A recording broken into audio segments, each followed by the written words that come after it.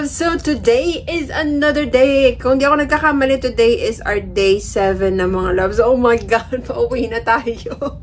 At naubusan na ng outfit ang lola nyo. Hindi ko na malaman kung anong aking susuotin. So anyway, ngayon mga loves is nandito tayo ngayon sa Martinique. Part pa rin siya ng Caribbean, and meron tayo, ito na yung pinakahuling itinerary natin kasi tomorrow nasa Antigua tayo, kaso kinancel ko yung itinerary natin kasi nga ayaw maglakad ng asawa ko ng ang tawag dito, ayaw niya magpunta ng beach, ayaw niya maglakad, so ayaw niya mainitan, di ba? Kaya kinancel ko yun. So anyway, ngayon pupunta tayo sa Botanical Garden kasi yun na lang yung pinakamurang excursions na makukuha natin. Actually mga loves, kapag nagkukross kami, ang mahal lang talaga is yung mga excursions kasi like for example, yung kahapon ang binayaran namin is 89 each. 89 or 90, something like that. So, dun lang kayo mapapamahal. I would suggest, kung family kayo, siguro, minsan kasi walang taxi, ganyan. Siguro, i-plan nyo na lang ahead of time. Tapos, mag-research kayo kung merong taxi, ano yung mga lugar na pwede nyong mapuntahan. Ganun. So, anyway, ito yung aking nakuhang outfit na parang feeling ko hindi naman bagay sa pupuntahan natin. Mga las, parang pupunta lang tayo ng ewan. Tapos, naka-sneakers, and this is my bag. Parang semi-formal na ewan ba, mga loves. But anyway, punta lang tayo sa Botanical Garden. So, let's go! Sawa ko, suot-suot na niya yung binili ko na t-shirt. Honey! Look! Pati yung binili kong sunglasses. Parang umulan dito mga loves kasi basa yung tag dito, yung daan. Umulan yata kagabi. Ang layo ng lalakaran dito mga loves, papunta dun sa pinaka ng mga excursions natin. Sana lang meron silang parang dito, yung parang ganun sa Mexico. Kasi yung asawa ko nahirapan siya maglakad.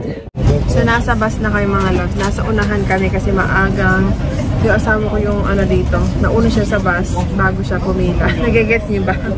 Kasi ayaw namin yung sa pinakalikod kasi nahirapan siya umupo pag walang masyadong stretch yung legs niya. So yun. Yan yung mga loves. May nakasagabal na bamboo. Tignan natin. Hindi kayo makadaan. Ayan. Nakakuha sila ng parang itak mga loves. Ayan o. Oh, diba? That's a good one. Woo! Good job! Putol din nila mga loves. Grabe. Buti na lang yung mga... polyvalent driver. Buti na putol. Hindi, makadaan na kami. First stop na mga loves, itong Balata Church. And this is like 101 years old. So, ang ating pinaka-first stop, mga loves, ang church. So, tignan natin kung ano yung pinagkaiba ng church nila sa church natin sa Pilipinas. So, ayan yung labas ng church, mga loves. Ang tawag nila is Balata Church or Balata. Ayan. So, pasok tayo, mga loves. Tignan natin yung pinagkaiba. Kung meron or wala. Ayan. Oh, parang old church talaga siya mga loves. Oh, tignan nyo. Siguro hindi lang napinturahan kaya ganito yung itsura niya. Pero ayan siya. Tignan nyo, yan ang nakalagay La Martinique. Ayan. This is their church.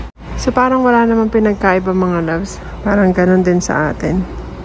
Ayan. So, babalik na kami sa bus kasi 10 minutes stop lang kami dito mga loves. Then after noon, meron tayong second stop. Basta yung pinaka main ngayon na pupuntahan natin is Botanical Garden. Meron pala dito, tignan yung mga loves. Oh. Ang ganda ng view. Oh wow. Grabe, tignan yung mga loves. Ang lalim oh. Ayan. Ayan yung town ng Martinique.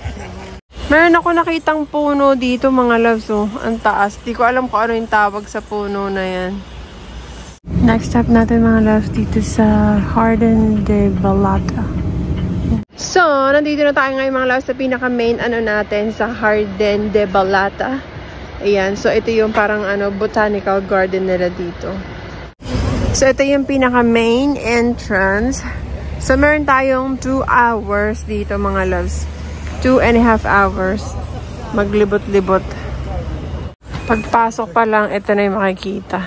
What do you call this one? Is this the ginger tree that they were talking about? Welcome to Jardín de Balada.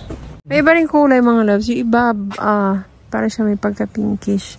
Iba naman, ayan, para siyang, dark, pink. Yun. Diba meron tayo sa Pilipinas nito, mga loves? Kaso di ko alam kung ano yung tawag. Tinan nyo naman. Grabe, mabangin.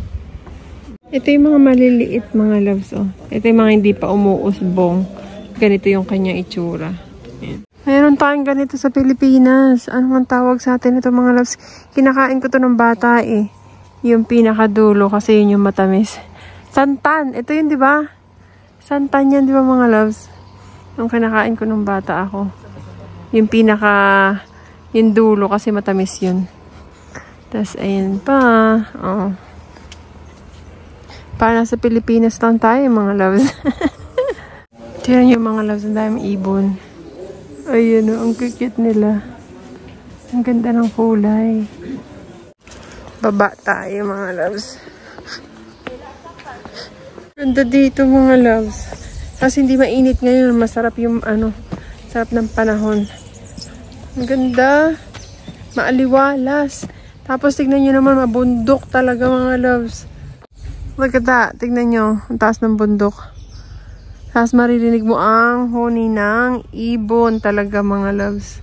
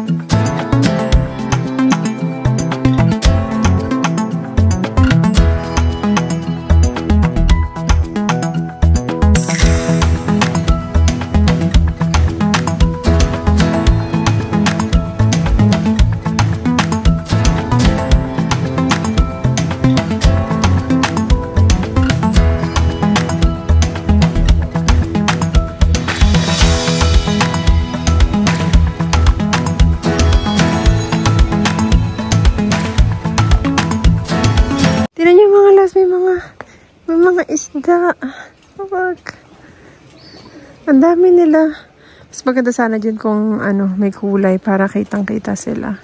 Ibinuhos na niya ang ulan. Umuulan ng mga loves. Hindi na tayo So magpapatira muna tayo ng ulan. And then maglalakad ulit tayo. At ayaw nang tumigil ng ulan. Mukhang babaha na dito, mga loves. Ang lakas ng ulan, grabe. Meron din tayo nito sa Pinas, mga loves. Parang karamihan ng mga bulaklak nila dito. Meron tayo sa sa Pilipinas. Ayan, dito ako pupunta. Kahit na mga loves. Tignan nyo ito, ang ganda, oh. Meron din tayo yan sa Pinas. Diba? Sana pala sa Pilipinas na lang tayo pumunta. Charot. Dito tayo pupunta, mga loves. Oh, this one is nice. Ang ganda ng view dito, mga loves. Kasi mas maganda siguro kung hindi umulan para mas kitang-kita mo yung view dito. Ang ganda. Grabe. Tara nyo. Look at that beautiful view. Ang ganda ng view. Tingnan nyo. So, medyo malakas pa din ang ulan. Pero, yung asawa ko naghihintay doon, mga loves. Pabalikan ko na lang siya. Kasi, baka magkasakit pa yun pag basa siya ng ulan. Ako okay lang, mga loves, kasi medyo malakas-lakas pa naman ang ating resistensya. Asawa ko di pwede, mga loves. Pabalik na kami tapos umulan na naman, mga loves. Grabe. Basang-basa na tayo sa ulan. Wala, hindi maganda tong tour na to kasi umuulan. Oh my goodness. Basang-basa na tayo. Punta tayo dito sa mga loves, sa shop nila. Kahit umuulan. Let's go. Baka may makita tayong mabibili natin. So, itong kanilang shop. Bibili sana ako ng magnet, mga loves, kaso walang nakalagay na na sign. Alam mo yung ito nakalagay Martinique, pero hindi ko siya masyadong gusto. Kasi ito ang kanilang shop dito. Mga ganyan. Oh, look at this. $20, mga loves. Ang cute. Kaso ang mahal. Ito, meron tayong ganito sa yung pinuntahan natin nung last time na nag-cruise tayo. Meron din tayong ganito sa Pilipinas. Bao. Tingnan ito. $12 something. Nalaglag. $12.50. Ayan. Ang ganda nito, mga loves. Oh. Parang may nabili kami ganito dati sa Baguio. Kaso nakalagay naman, welcome. Tingnan nyo ito, mga shells, mga loves. Ginawa nilang kandila. Ayan. Good idea yan. Meron sila mga sabon. Ano to? Hindi ko alam, mga loves. Ang cute. Ito pa, oh. Ang ganda, mga loves. Oh, so maganda parang idea to. Yung bao. Pwede siyang gawing ng kandila. Yan, mga loves. Pabalik na kayo, mga loves. Tumigil na yung ulan, pero may paambon-ambon pa din. So, meron pa actually mga 1 hour, pero hindi na namin yung mga loves. Kasi, naano ko naman na siya. Nagala ko naman na siya. Siguro marami pa doon sa pinakadulo na pwede nating makita. Pero, hindi na namin siya pupuntahan, mga loves. Babalik na kami sa bus. Dito na kami sa bus, mga loves. At hintay na lang namin yung mga ibang Meron pa kami 1 hour para Pero wala naman kasi gagawin Nag-stop kami dun sa restaurant kanina, kaso medyo rude yung babae kasi gusto lang naman namin alam niyo, mag-order ng something to drink. Pero ayun yung ibigay isang table na, yung table daw kasi yung pangkain. Ang dami namang available na table, mga loves. Sabi ko, gusto ko tong table na to kasi kami lang dalawa ng asawa ko, wala kaming ibang katabi. Yung parang ganun. So, sobrang daming available na table. Ayaw niyang ibigay. Kaya sabi ko sa asawa ko, tara na, huwag na tayo Yun. Na-share ko lang. Nandito na tayo sa port, mga loves. Bibili muna ako meron ditong parang pwede tayo mamili ng souvenir. So, mag-stop tayo dito. Tignan natin kung ano yung pwede natin mabili. Dito, mga loves. Ayan. Para mura lang. Gusto ko mamili ng dress, mga loves. Kasi wala na akong susuotin. Gusto ko yung loose na dress ba. Ang ganda ng mga dress kasi ang mamahal, mga loves. $40. $45. Ayan. Ang dami magagandang dress. Ang mamahal naman niya. Like $50. Ang dami, mga loves. Mga ganyan pa, oh.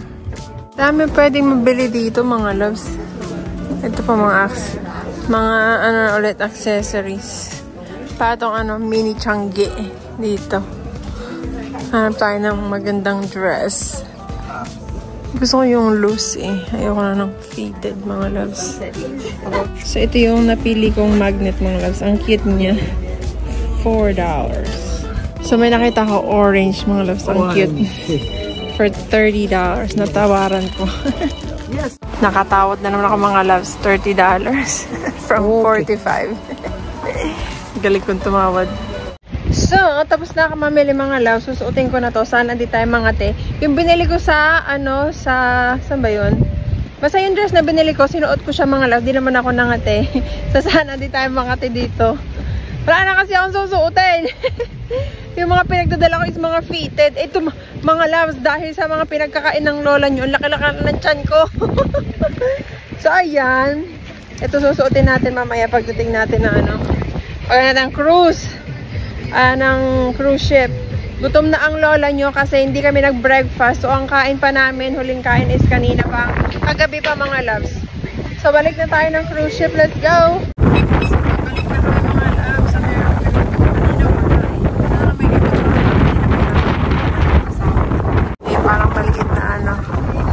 Bike. At nakabalik na ako sa room, mga loves, at nakapagpalit na ako. Eto, more comfortable na siya kasi maluwag siya mga loves. So, para tayong dito, madam-madam, tignan nyo. Tignan nyo naman mga loves, mukha tayong madam-madam. Oh. So, yan, pupunta na ako sa tawag dito, sa leader deck kasi nandun yung asawa ko naghihintay sa akin. Excited na ako kumain kasi gutom na ang lola nyo mga loves. So, ito na aming food mga loves. Grabe, sobrang gutom ko. Yung gutom ko, abot na ng US, charot. And kinuhanan ko na ng nachos yung asawa ko and some salad. And this is our beautiful view of Martinique. And grabe talaga yung gutom ko mga loves. As in, gutom na gutom ko.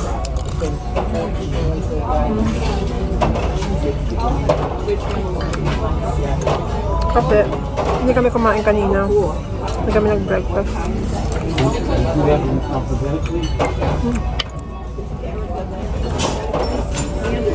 Buti na lang, masarap talaga yung mga pagkain nila dito.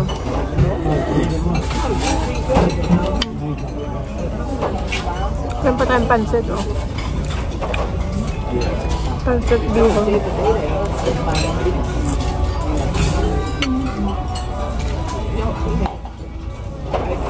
Sarap ng bihon mga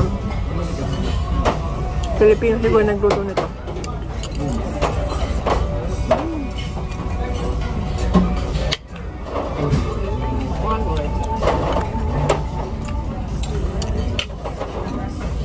At ito na ang aking pangmalakasang dessert mga loves. Ayun. Tapos na kami kumain mga loves. Hulaan nyo kung ano ang gagawin namin. Tulog time! Sabi ko sa asawa ko, tulog na ulit tayo. Sabi niya, what are you talking about? What are you talking about? Kailangan natin matulog. Tulog. Ay, nako. Yeah, tinodo ko yung aircon kasi gusto niya tag dito, malamig. Meron pala papakalala sa inyo. I am 10 months pregnant. Na overdue na. Grabe, ang laki ng tiyan ko mga loves. Kakakain natin. But anyway, okay lang yan. Tulog muna kami. See you later. Nagising na kami mga loves. Alas 7 na. Nagtanggal na ako ng makeup. So, manonood na tayo ng show. Princess Theater. So, medyo maaga kami ngayon mga loves. 20 minutes early. Pero, punuan na naman yan. Tingnan nyo. Tingnan nyo, punuan na agad mga loves. Mabilis mapuno tong theater. Kaya kailangan mga 30 minutes early ka talaga. DJ, same deal like you were just doing. We're going to tie her left wrist to her right wrist. So you're going to pull that down tight and put another good 2 knots on top of that one. All right? Of mystery. Now there's 3 things to remember while you're inside the curtain of mystery, VJ. Just stay facing forward, relax, and no sudden movements. The famous magician Harry Houdini made a career escaping from chains and ropes, much like the ones Ashley's been tied up in tonight.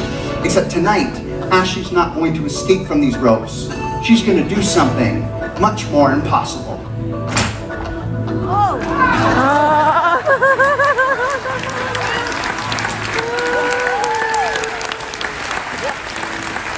Nag-stop kami dito sa shop mga loves. Bibilin daw ako ng asawa ko nito. Sabi ko, sige na lang kahit hindi ko siya bet. Pero gusto niya kasi bilhin para sa akin. Kaya sabi ko, okay, sige na lang. Ito yung gusto ko mga loves. Pang madam lang. Kaso ang mahal niya. $69. Yan diba? May mga bags din sila dito. Para mas social yun sa MSC na shop.